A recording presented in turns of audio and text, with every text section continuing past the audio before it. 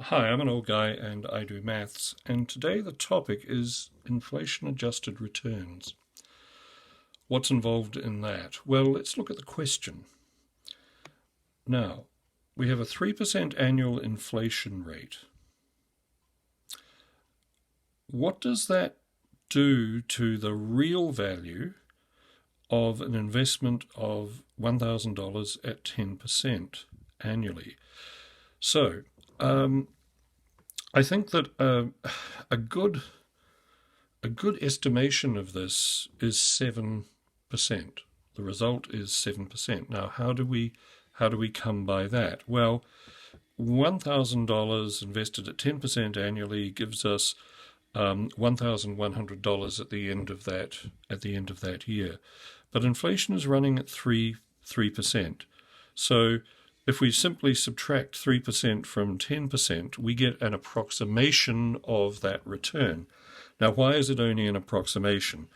Well, because what we're looking at is we're looking at the effect of time and how time works to slightly change the result. It doesn't change it radically, as you will see. And as I said, 7% is a pretty good estimation. Let's just see when we apply the formula for adjusted returns, what we get. Okay, so the formula, as you can see, is 1 plus the return divided by 1 plus the inflation rate minus 1. So what is 1 plus our return? Well, it is 1 plus 10%. What is the inflation rate? 1 plus 3% minus 1. So if we turn this into decimals so that this thing can handle it, that's 1.10 over 1.03 minus 1. Okay, so let's go to work and see what we get. Now, as I said, it's going to be very close to 7%. And I reiterate, if you're just thinking about this in very general terms, you're trying to make a snap decision, that's a very good way to work. Certainly over the period of 1 year, or whatever the period is for the interest rate. There are other videos in this playlist which go into the long-term effects of inflation, but we'll just deal with this one now. So we have 1.1 divided by 1.03, and what we get is we get that number.